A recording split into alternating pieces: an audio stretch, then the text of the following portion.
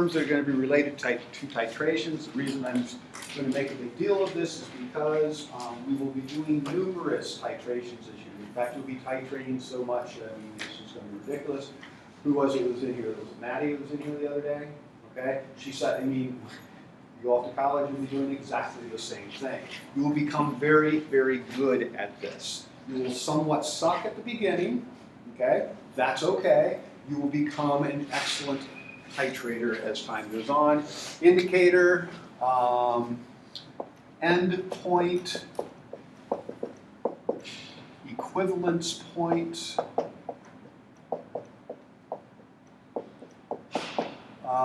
Let me see, what else I want to throw up there. Titrant. Okay. When we're titrating, essentially what we're doing is most of these solution stoichiometry questions, you've seen the word titrate involved in there. Okay. Essentially what that means is you're going to take an aliquot of a substance, and you want to analyze that for a certain chemical species. Now, whether it's an acid-base type reaction, whether it's a redox reaction, which that's what we're going to do today, by the way. Anyway, you're going to take that small sample, you're going to add a quantity of a known molarity, concentration, substance, and you're going to do that until a reaction has stopped, okay? And the way we're going to know that the reaction has stopped is we're going to have some sort of an indicator also present that is not actually involved in the actual chemical reaction, but it lets you, when a certain type of chemical species is present, it will change color. So we call it indicator. So that, what will happen is, let's say we're doing an acid-base titration, and we've got a little solution down here of some sort of an acid. Does anyone remember what the brackets mean? Molarity, concentration, but molarity in this class, okay? So we have an unknown concentration of some acid. We're going to take a burette, okay? And it's going to have some sort of base in it. In this case, if it's a, now you can do it the other way. We could have a base down here that we don't know. We could have a known concentration of acid up here. It doesn't really matter, okay? And we're going to add this base to the acid, okay? And obviously the volume there is going to change. We're going to keep track of the volume. You will already know the concentration of the base. We don't know the concentration of the acid. And by keeping track of the amount of bases added, doing a little stoichiometry, we can find out what the concentration of our acid is. There are 4 or 5 problems that you have done at least in your homework assignment or the practice that we did the last 2 days that had you do this. We had to find the concentration of an unknown acid. Anyway, how are we going to know when an exact amount has been added to completely neutralize that acid? Well, we're going to add something, like I said, called this indicator that's going to change color. Now, the indicator we're going to use when it comes time for our acid-base titration, don't write this down yet, you'll have plenty of experience with it. This is a substance called phenolphthalein. If you were in Homan's class, you did an acid-base titration, you did this, it turned pink. And white. Pardon? Clear. Is that more? It turned pink. Oh, see, I see where you're going. We're not going to do a titration like that. We're not going to over-titrate. So what you guys did is you over-titrated and back-titrated. Over-titrated, back-titrated. Okay, we're not going to do that. If you over-titrate, you screwed up. You're going to do another trial. But anyway, you're going to titrate until the indicator turns slightly pink. Okay, that means you know you've added enough of the base to completely neutralize the acid. Okay, that is called the end point. Okay, that tells you to stop titrating. When the indicator changes color, you have reached the end point of the titration, and you're going to stop adding material. what actually happens is, stoichiometrically, this is a appearance thing. The endpoint is when you know visually to stop titrating. The equivalence point is the actual stoichiometric ratio, the precise stoichiometric ratio in which all of the acid, or whatever species you're analyzing, has been reacted. Okay? Usually, in fact, always, the endpoint is slightly beyond the equivalence point, meaning you're going to over-titrate by a really, really small amount. Okay? And we'll talk about those quantities when we actually do our lab. But, for example, the base that we're going to be using is it's going to be right around 0.1 molar. So it's not incredibly concentrated, okay? One drop of that 0.1 molar base will be enough to send it beyond from clear or colorless to pink. So the amount of sodium hydroxide that's in that one drop is incredibly, incredibly small, as you can imagine. Okay? So we're going to slightly over-titrate beyond the equivalence point, where it would be an exact stoichiometric ratio, to reach this endpoint. The titrant is what that's actually in the burette. In the burette. That's the material that's in the burette. The known quantity of stuff. What's the equivalence point again? The equivalence point would be the exact stoichiometric ratio. So for example, let's say I have some sort of acid and potassium hydroxide. Okay? How would we classify this acid? A couple of different words that also showed up in some of the questions. Monoprotic. It is monoprotic. It's a binary monoprotic acid. It's binary because there's only two elements. It's monoprotic because there's only one hydrogen ion. Does that make sense? Okay. So what are my products going to be? Well, water, of course, and what do we have? KX. So it's a 1-to-1 ratio. Now, if I knew that my potassium hydroxide was 0.102 molar, and I used, let's say, 38.42 milliliters of that, what information would I know about it? What could I find if I know the concentration and the volume? I could find moles, okay? Well, if I know the moles of this, then I can also find the moles of this. Since it's a 1-to-1 ratio, it's the same number of moles, right? The equivalence point would be I don't know how many moles that is. That was dumb of me to actually put that up there. Now we can do it. So how many moles is that going to be? 3.8. I mean, 0.03842. Go one more. 0.00. Yeah. Okay, so that means for this many moles of base, to completely neutralize the acid, I would need or the amount of acid that would be in there would be 0.003842 moles of acid, right? But what will happen is this indicator that we talked about before, so that would be the equivalence point, when I've added exactly the amount to stop it, to completely neutralize that. However, we'll never know that, because our indicator, the phenolphthalein that I'm talking about, doesn't change color until it's in a slightly basic solution. If I completely neutralize the acid, what's the pH of my solution? 7. 7, okay? So it's not basic. So that one extra drop of sodium hydroxide is going to be enough to kick it over so the stuff turns slightly pink, in which case we'll reach the end point. Does that make any sense? Okay. So we have to have some way of knowing we've reached the equivalence point and actually slightly gone beyond. Now, when you guys did the titration with Mr. Holman, I believe, and now remember, this is first year chemistry, so don't get me wrong. What you guys did was fine. You were learning the process, okay? But if I remember correctly, weren't you guys using around 0.5 molar sodium hydroxide? You probably don't remember, do you? That's okay. You're using around 0.5 molar, which is 5 times more concentrated than what we're going to be using. Did you struggle a little bit that the stuff kept kicking over to really pink? And then you'd have to use some acid to come back, and then use some more base. And the only reason it worked out really well for you guys is because everything was a 1-to-1 ratio. not everything's always going to be a 1-to-1 ratio. So you're able to do that fairly easily and fairly quickly. So what was wrong with going over the equivalents, like going over the equivalents by a lot?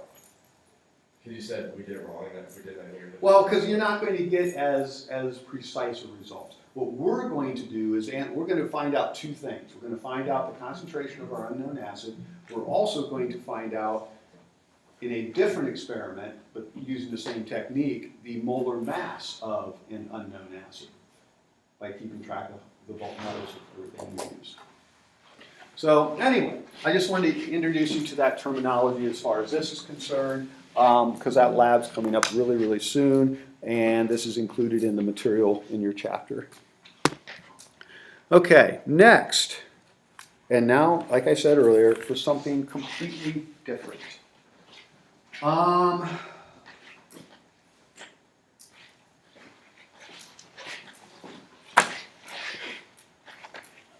You're all now on the same page in the sense that I'm going to guess that you have zero knowledge about this information.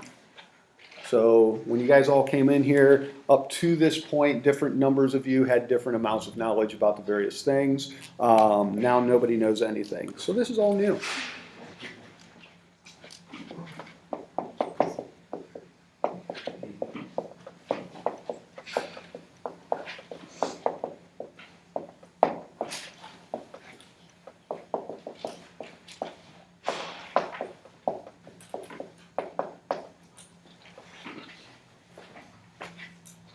Actually, that's somewhat untrue. I know that I spend a lot of time with my chemistry students discussing oxidation and reduction.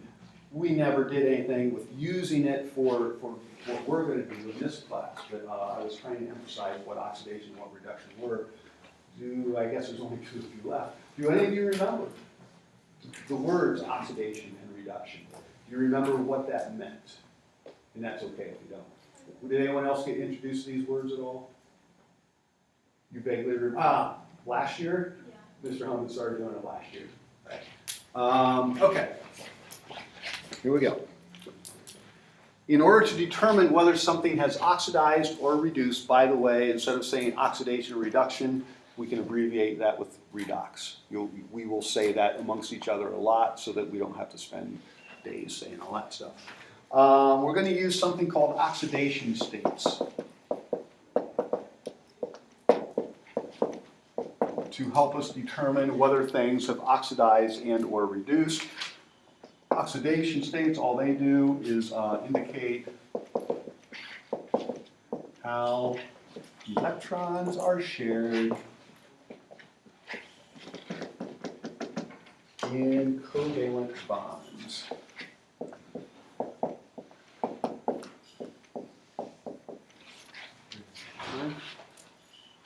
And this is actually determined by, although you're not going to have to make this decision, electronegativity. I think that's the second time the phrase electronegativity has come up this year. I think we looked at it a little bit when we were discussing naming and writing chemical formulas and so on and so forth. This is where, actually having had a first-year class helps out a little bit. You guys all remember which atom is the most electronegative atom, which is fluorine. Fluorine, you said, right? Okay, and then the least would be down in this area. Okay. All right, moving on. We're going to indicate the oxidation state of a species by looking at its oxidation number. We're going to assign it oxidation numbers. Okay, you'll see how that works here in a second. Let's look at an example of how we're going to do this. Well, oh, by the way, in your book, anybody have a book that you can share with someone? I see there's one there that the 3 of you guys can stare at. Well, actually 2 books. You guys may want to grab a book. There's books back there in the cupboard. If you actually end up borrowing one of the books back in the cupboard, make sure you put it back, please. But on page, and I don't know where this is. I'm presuming that this information is in there. It's a chemistry book, so it has to be in there.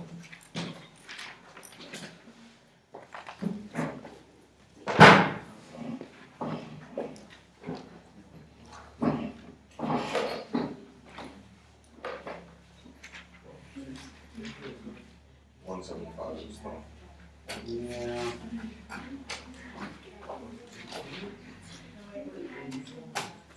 Here we go. Page 177.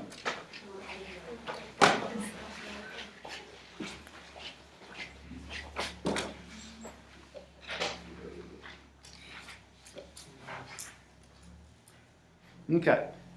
On page 177, you don't have to write these down. You're going to internalize these. Just be aware of where these oxidation, the rules are here. But here we go. And this is essentially a hierarchy that we're going to use here, or it's kind of like a flow chart.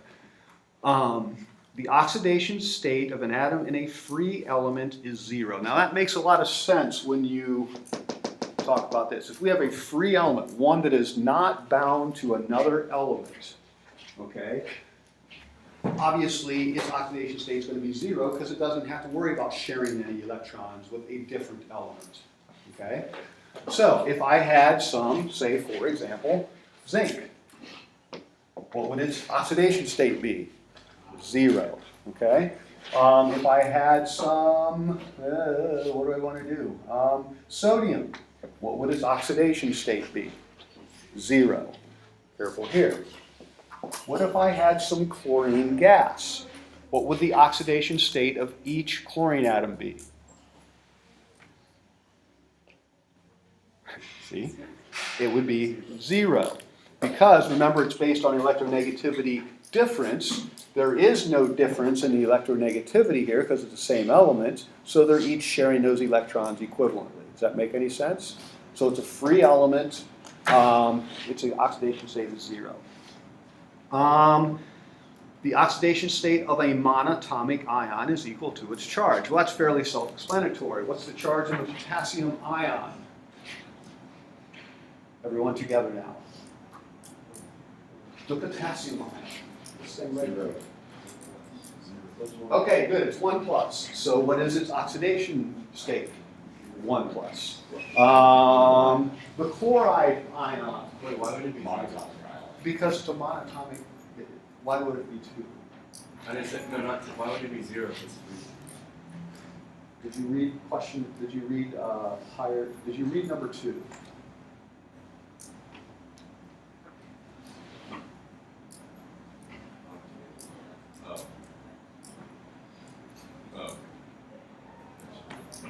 Okay. The chloride ion, its oxidation number would be -1, -1. What would the iron 2 ion be? 2 plus, right? Because it's got a +2 charge. All right, so that's pretty standard to figure out. All right, here's the thing. The sum of all the oxidation states in a molecule is 0, or a formula unit if we're talking ionic compounds, okay? So, if I had sodium chloride, okay, what's the oxidation state of the sodium? 1 plus. What about the chlorine? 1 minus. The sum of this in this formula unit would be 0. That factor right there is really going to help us out. That idea that within a molecule or a formula unit, the sum is 0. Now, I'm going to guess the next thing is the ion. Yeah, so an ion is equal to the charge of the ion. So here we go. This is going to be, do I want to do this one? Yeah, let's do it. Okay.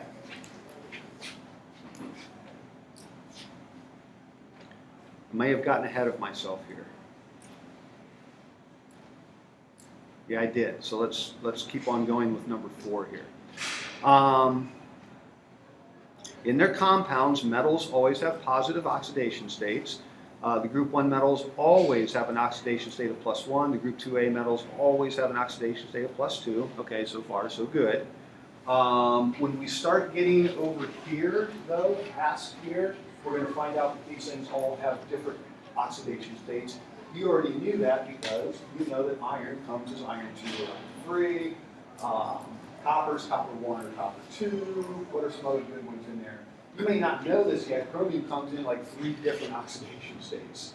Okay, and that's why we always put the Roman numerals with their formulas. Okay? But even as we get over, even though these are metals, even these will form more than one oxidation state. You probably already know about tin and lead, that they form a 2+ and a 4+. Right? They're still positive, they're metals, but they form different ones. All right, now number 5 is where I was headed with this thing over here. In compounds, nonmetals are assigned oxidation states according to the table, well, it says shown here, and all those rules we've covered already. Okay? The things that occur at the top of that table take precedence over the other entries towards the bottom. Okay? So we're going to use all those rules that we've learned, up 1 through 4, and that little table to help us assign oxidation states to other elements. So for example, looking at this compound right here, we need to assign oxidation states to both the nitrogen and the hydrogen. Now, if we look at that little table, what do we know that hydrogen is always going to be? Well, it's always going to be +1. There's 2 reasons for that. One, it's in group 1A. We already covered that. All the group 1As are going to be 1+. Hydrogen is not a metal. That's why they threw that in that chart. Okay? Hydrogen is always going to be +1. So, each of those hydrogens is going to have an oxidation state of +1. How many hydrogens are there? 4. So therefore, my total positive charge from the hydrogens is +4, 4+, right? Therefore, my nitrogen has to have what oxidation state? What did you say? -3. Because remember earlier we said the whole thing either has to equal 0 if it's a molecule or a formula unit, but in this case it's a polyatomic ion. The whole thing has to have a charge of +1. We've already got 4 positive charges accounted for, so this one has to be -3. You guys following how you do that? Polyatomic ions are always 1+. Say us again? Polyatomic ions are always 1+. Oh, absolutely not. Oh, I thought that's what you just said. I did not say that. I said this particular polyatomic ion is 1+. You know better than that. Well, that's why I asked. So Okay. how do you know that it was 1+? Because you know the ammonium is 1+, Oh, okay. So it's just the term. Okay. right? Yes. Trust me, you guys will get this. You really will. This is one of those things for like maybe a day, possibly 2 days, you guys are going to be staring at me going, what in the world's going on up there? But when you get it, you'll get it. Okay? Kind of like converting grams to moles. Some of you probably said, what the heck is going on up there? All right, let's try a couple more of these. Sulfate ion. If we look at our little chart, now oxygen has a little funny little thing about it. In fact, I think that comes down to, boy, do they even address oxygen? They do, but not as well as they should. Oh, that's because it goes on over. Okay. Looking at oxygen. Now, you would typically anticipate oxygen to be an oxidation state of -2. There is an exception to that. I currently am not seeing anything in this book that's addressing that exception, so I'll tell you what that is here in a little bit. Okay? But, so each oxygen has a -2. Therefore, since there's 4 of them, what's my total negative charge so far? -8. The whole ion, however, has to add up to -2. So I need how many more positive charges? I need 6. So that means the sulfur in this case is +6. Now, kind of going on with what Colin asked, kind of an interesting question. He didn't really know how good of a question that was. He's about to ask a question that might. My lesson, I was actually going to say this might be a stupid question, but are you recording this lesson? Yeah. How did that happen? Okay, cool. Okay, so anyway, now I want to show you something. You guys probably also are familiar with this ion. Does anyone remember the name of this one over here? Sulfate. This one is sulfite. So you guys are familiar with it, okay? So the oxygens, once again, are going to be -2 each. What is my sulfur going to be in this case? Alex? +4.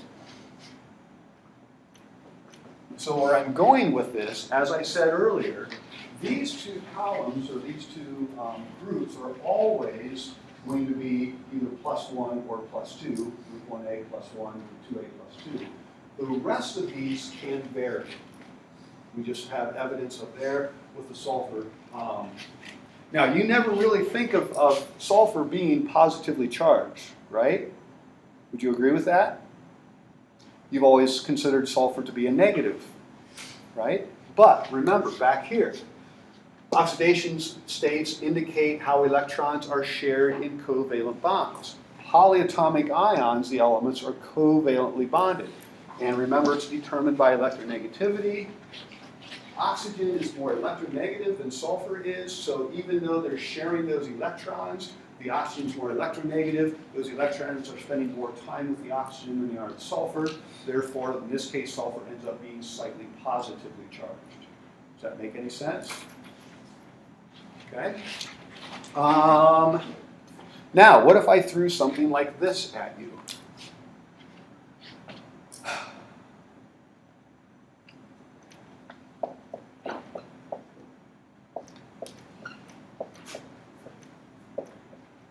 And I said, okay, determine the oxidation state of each element in the compound. Well, I've given you a bunch of hints already. Now, that looks a little complicated. Would you guys agree? We can do this. And this is our first example of what I'm going to do here. Are there any that you know for sure? You know the oxygens. For now, as far as you know, the oxygens are always going to be -2. And you had said the hydrogens we know are always going to be, there's some exceptions, but as far as you know, they're always going to be +1. Now how are we going to do the nitrogen and the phosphate? Well, or the phosphorus? Does anyone recognize any pieces of these?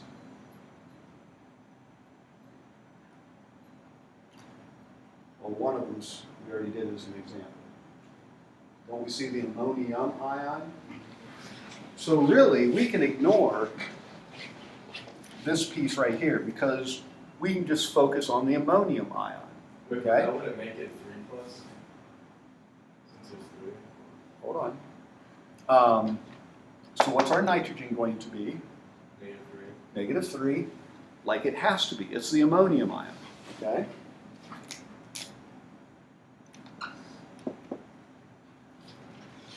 What do we have?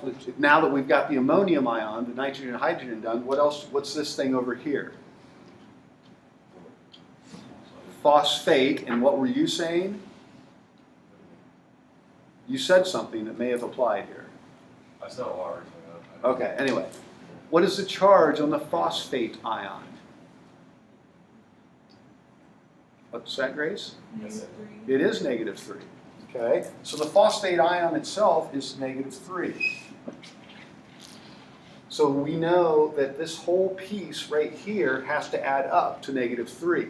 Currently, we have how many negative charges? -8. So that means my phosphorus is going to have to be +5.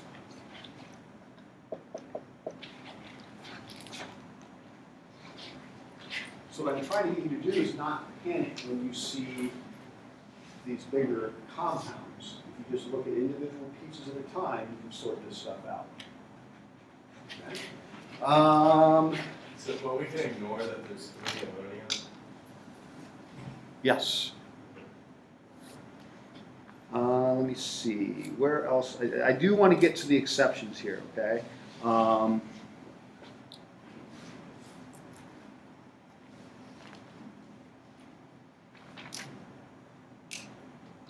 And this is the first time I've actually looked at this in your book.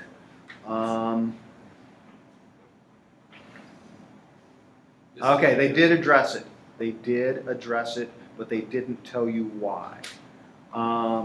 So I'm going to go through and do that.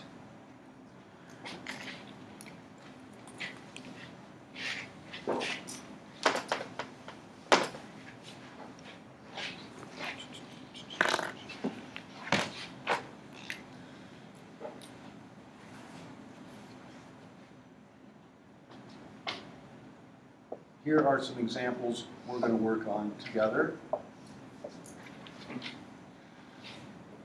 Are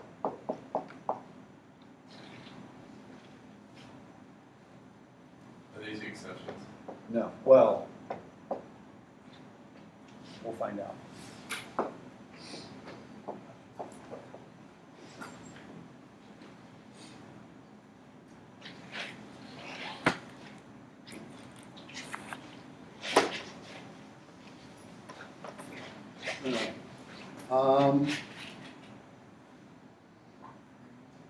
Why don't you guys take some time? You've got the basics now. See if you can go through and identify the oxidation state of each element in each of those species. Question.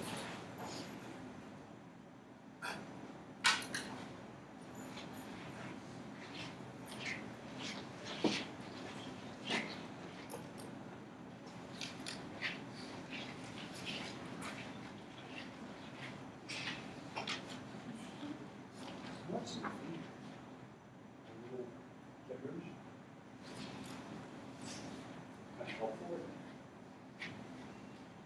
Yeah. Says again? Do you want me to take the quiz or? Oh, yeah. Let me go find one. Need my flashlight.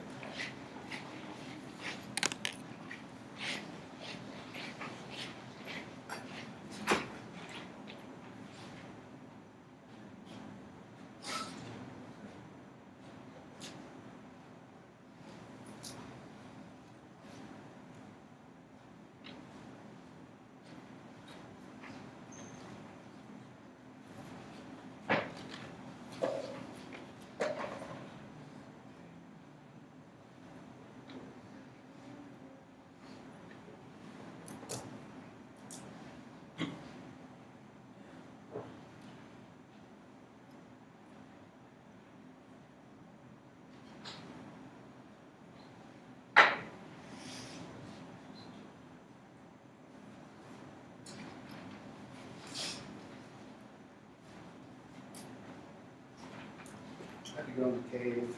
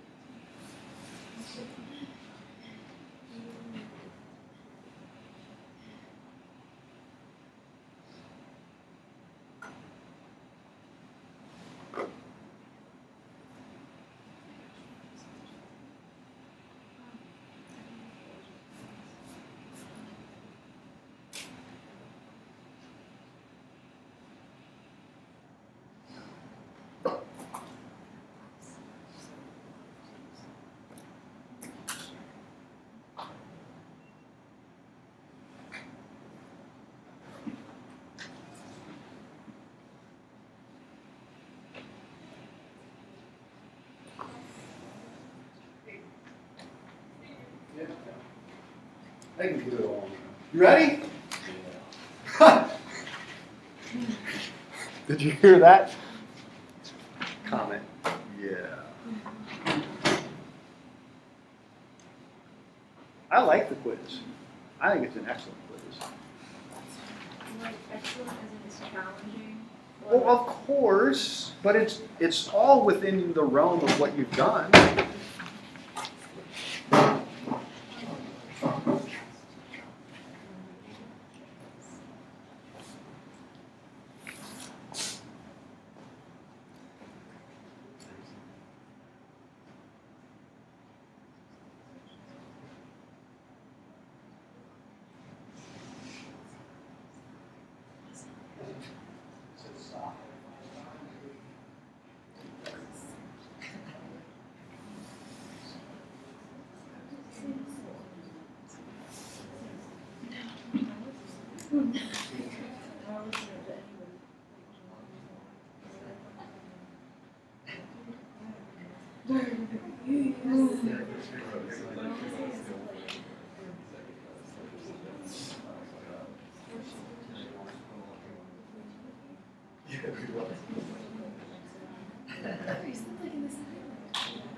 Okay, so yeah, done.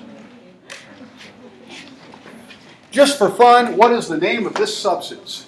Potassium permanganate. It is potassium permanganate. This is going to be one of our titrants in our second lab. Oh, sorry about that, third lab that we do with this unit. Okay. Anyone that are there any species up here, elements up here we can determine their oxidation number right off the bat? Potassium, and it is 1 plus or plus 1. Are there any others? The O.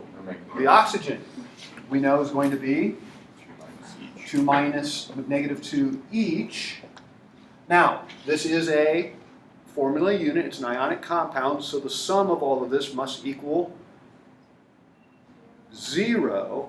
Currently, we have how many negative charges? 8. How many positive charges? 1. Therefore, the manganese must be plus 7. You guys follow that? How many of you have the plus 7? Many of you. Okay, good. Okay, are there any in this compound? Oh, does anyone want to take a stab at naming that just for fun? Sulfur tetrafluoride. Excellent. This person who doesn't know any chemistry says sulfur tetrafluoride, right?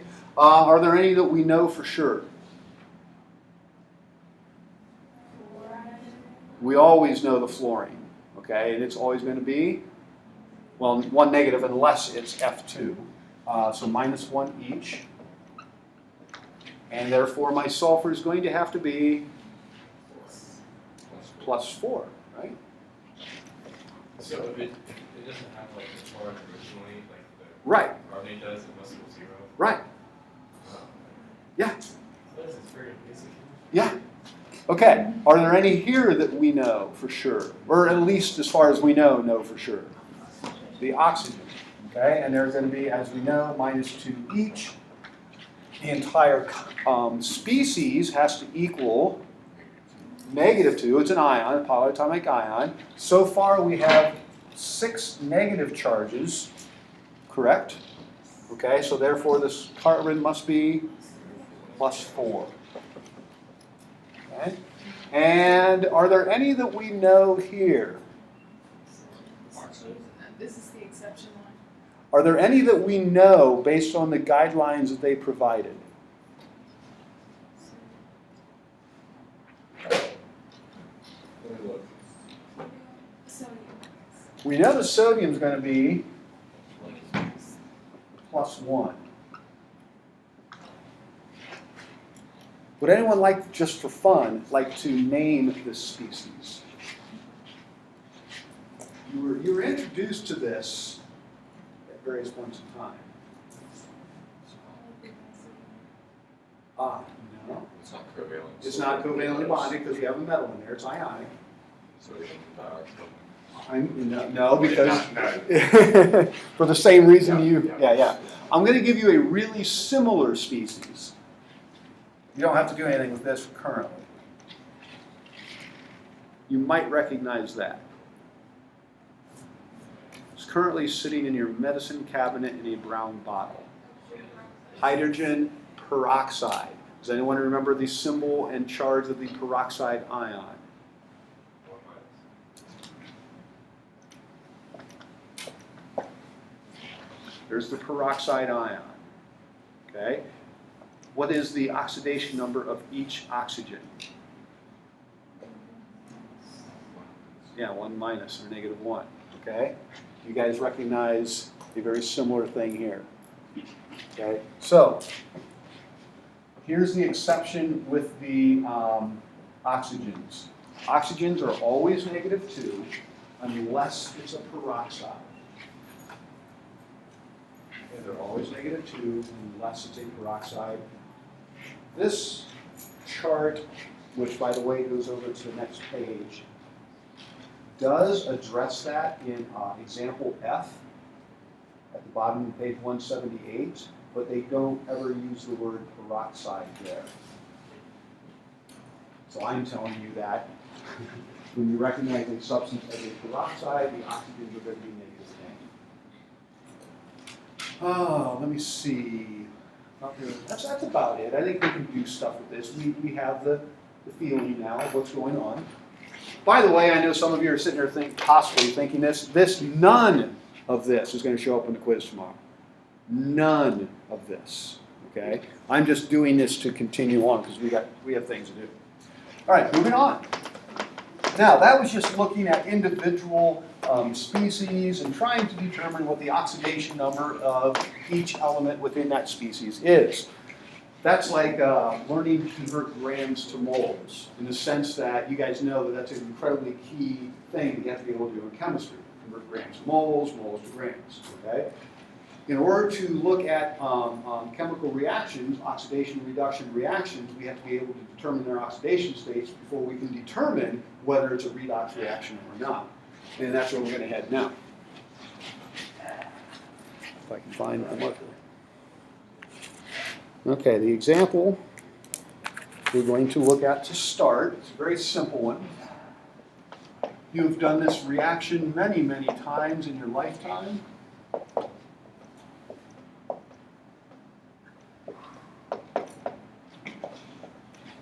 Just to keep ourselves on our toes, first of all, does anyone recognize the species on the left, the CH4?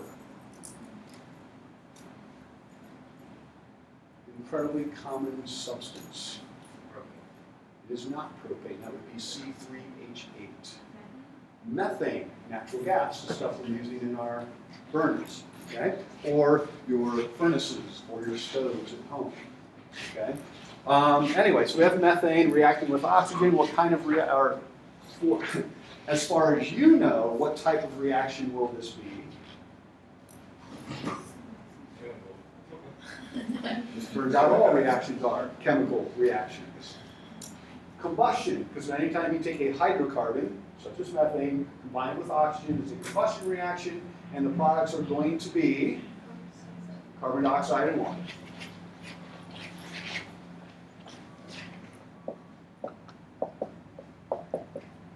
Ultimately, what we're going to do is use, first of all, if it's a redox reaction, Noah, here you go. You're asking, hey, what's that other way of balancing the equations?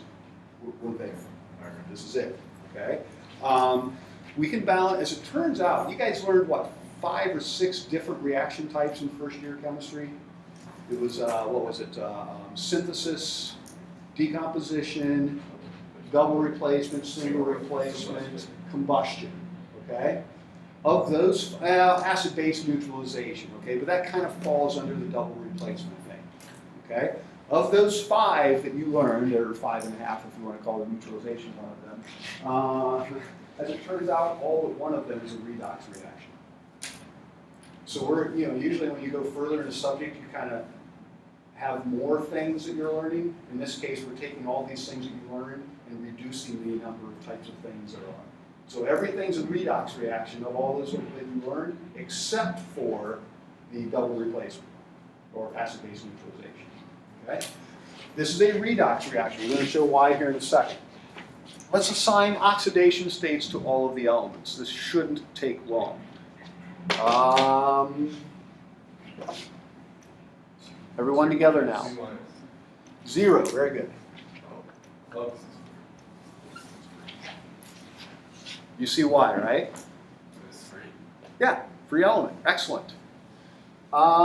Any here that we know? Like, but then how are we supposed to know if O2 is written like peroxide was? How are we supposed to know that that's not free? It's not free. O2 would be with something else. You mean the peroxide ion? Yeah, yeah. You will never find an ion by itself. Oh, okay. It will always be combined with something else. Okay. Are there any that we know in the CH4? Jameis, shout it out. Hydrogen is what? Yep. Therefore, my carbon has to be -4. Now, you guys find that interesting? Well, you're about to find it interesting. Didn't we do a carbon in another substance earlier? Yeah. Carbon dioxide, I think, what, or carbonate ion? What did it end up being? It ended up being +4, didn't it? And now we're saying it's -4. Interesting, isn't it? Okay, moving on. Carbon dioxide, are there any that we know here? The oxygen, we have no idea what carbon's going to be. We've already started -4 through +4. So the oxygens we're pretty sure of. -2. So that means the carbon must be +4. And in the water, the oxygen has to be, everyone together now? -2. Therefore, my hydrogens are +1 each. All right, so here's what we're going to do. The question I'm going to ask you is this a redox reaction? Here's how you find out. If any species changes its oxidation number or oxidation state, then it's a redox reaction. Are there any species that have changed their oxidation state? Yes. What are they? Carbon. What did carbon do? Well, this is going to be the first time that you're going to be introduced to these words. Carbon oxidized. I'm going to say by 8 electrons. We'll talk about why that's important here in a little bit. Okay? Now, what does it mean to oxidize?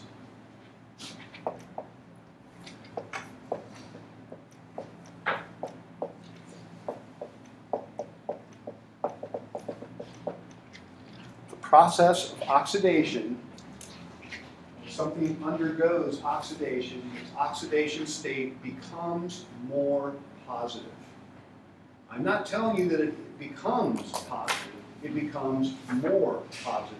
So for example, going from -5 to -3, that would be oxidation. Would you guys agree with that? Okay?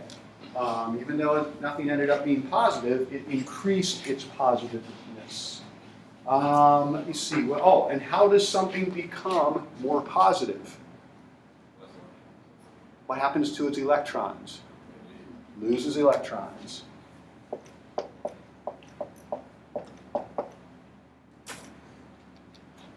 Okay.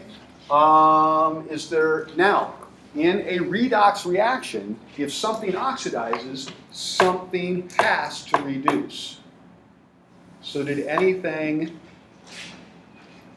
decrease its oxidation number? Oxygen did, didn't it? Start off at 0, ended up -2 in 2 different compounds. Okay? So oxygen reduced, we'll call it by 2 electrons each. Okay? And what does reduce mean? Become more negative, less positive, however you want to say it. And how does something become more negative?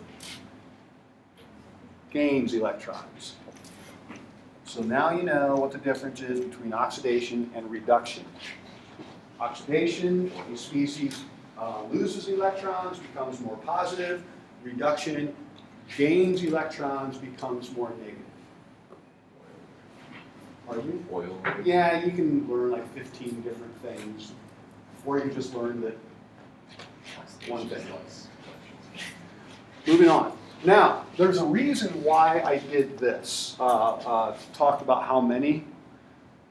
Because in any oxidation reduction process, all it is a transfer of electrons from one element to other elements.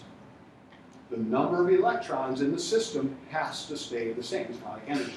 Okay? You can't gain or lose energy. However much energy there is at the beginning, you have at the end, in one form or the other.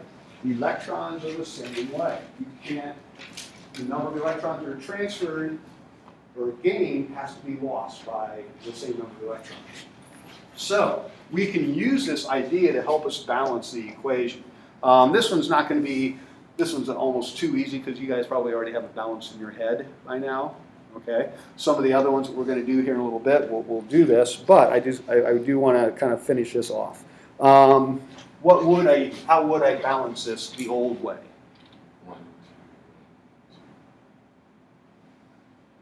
You guys agree? Now, like I said, this one was so easy you just did it in your head because this is what you've done. But I want to show you something. And this is why I'm going to relate it to what happened here. So that means carbon did what? Going from -4 to +4. It lost 8 electrons. That makes sense. Well, those 80 electrons had to go somewhere. Now remember that each of the oxygens gained 2 electrons. Would you agree? Okay. How many oxygens are here total? 4. Each of them gained how many electrons? 2. 2 of them gained 2 here, so there's 4. 2 more gained 2 more electrons, total of 4. You see where I'm going with that? There are going to be 2 different methods that I teach you on how to balance a redox reaction. The faster one is using the information that I just provided up there, where you look at the number of electrons that have been transferred and use that to help adjust the coefficients. The other method is more, what should I say, is actually very, very useful for very complicated reactions in which it's not so obvious what's going on. And, but it's a very, you can't screw it up unless you screw it up, but it's a very tedious process. There's like 5 different steps you have to follow. It will lead you to the right answer every time, but that's a time-consuming process. I'm going to teach you both of them. I would prefer, because on the AP exam, on almost all of them, you're going to be able to balance using the kind of the information that I've shown up here, but there might be 1 or 2 where you're going to use the other method. And let's practice a couple of these to show you how this works out.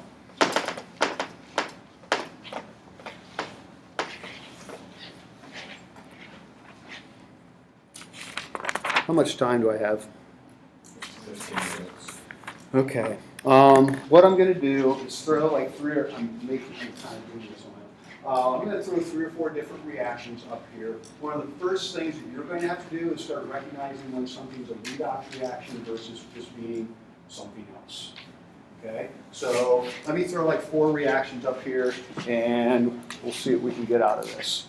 So this one, Yes. for all these reactants or reactions for our new process that we're Mhm. learning, we're gonna have to like see like you know how we did hydrogen's 1+. We're gonna have to do that for every single thing. Like that isn't that kind of time consuming itself, but it's still faster than Yes, you'll see. Okay, because there's a lot of stuff that we haven't gone over yet. Oh,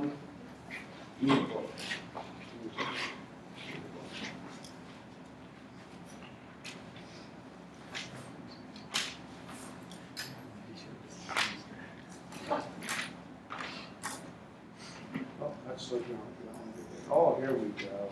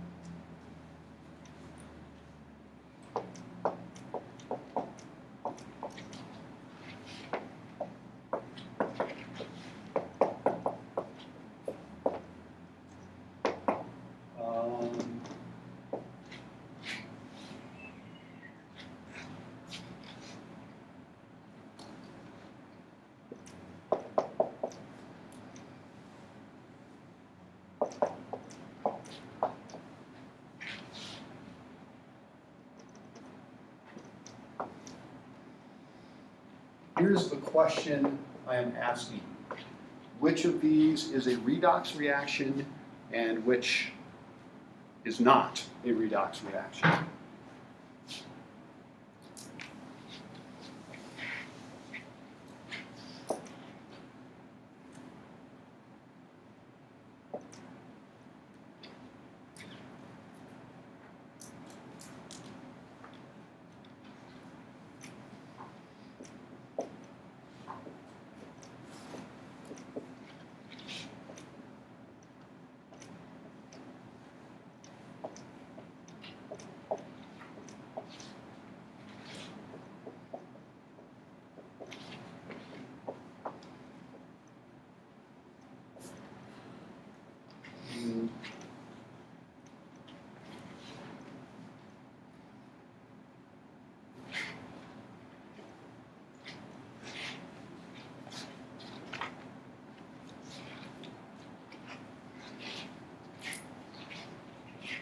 Which of those are redox reactions and which are not?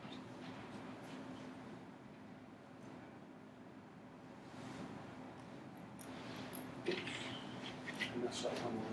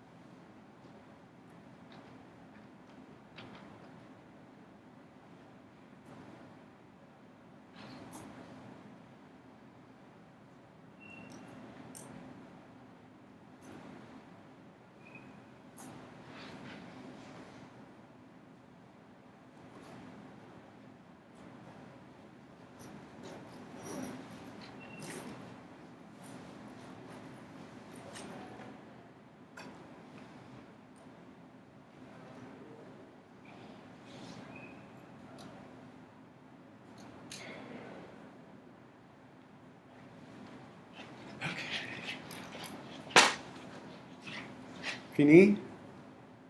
Not fini.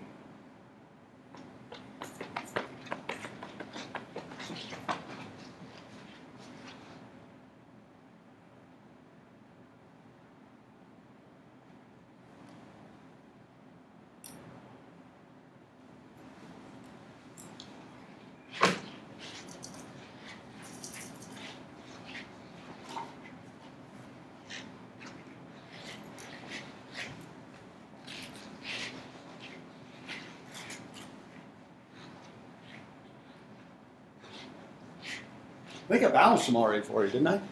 Yep. Meant to.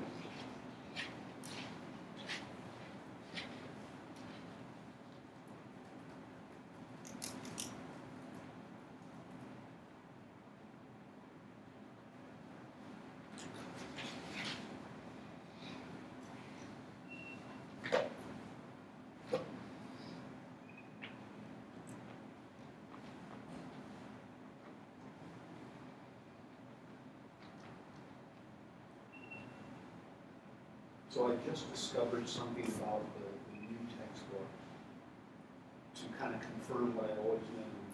I've taught out of like 4 or 5 of these different textbooks. I've used other textbooks for references and so on and so forth. Honestly, I've yet to find that thing. There are so many things I like about this book, but honestly, that whole redox chart that they gave you guys is way more tedious than it used to be. It works, don't get me wrong, but it, In the new one? I mean, like I said, it works, it's just, it could be a lot more condensed than what it is. Like this, we want to. So that's the first thing I've discovered that I'm not incredibly pleased with. All right, well, let's go through this. Let's assign oxidation states to all the elements in this top one. Oxygen's going to be -2. Calcium's going to be +2. Sulfur's, well, oxygen's going to be -2 each. Sulfur's going to be +4. Calcium, because remember, all group 1A and group 2A are going to be those, okay? And the oxygen's going to be -2 each. Therefore, the sulfur's going to be +4. Is that a redox reaction? It is not, okay? Coming down here, we kind of know the ammonium pretty well. Hydrogens are +1 each. Therefore, the nitrogens, this is our third time with ammonium today, so -3. Sulfur, therefore, is going to have to be -2. Very good. Remember, each ammonium's +1. I thought you said that doesn't change anything. I just like question earlier. It doesn't change anything. What's the charge on the ammonium ion? 1 plus, Right. How many of them are there? 2. Right. So. That's what I asked. Okay. Any here that we know? Zinc's gonna be +2 and chlorine's gonna be -1 each. Yep. +2, -1 each. Zinc over here. +2, +2. Sulfur, -2, -2. Ammonium, nitrogens, -3. -3, +1 each. And chlorine is Negative. -1. Is that redox? Yes. Yes. What do you think? What does this mean? No? Why not? Did any species, did any element's oxidation number change? It did not. Oops, right? It's looking wrong. Yep. Okay, let me see. Down here, hydrogens, +1 each. Nitrogen, There's -3 still. -3. Okay. Oxygen, 0. 0. Well, sorry about that. Oxygen, -2. -2. Or nitrogen, +2. Whoops. Over here, -2. Hydrogens are +1 each. Is that a redox reaction? Most definitely. We have nitrogen that did what? It oxidized, and the oxygens reduced. Would you agree? Can't have one without the other. Down here, pick an element.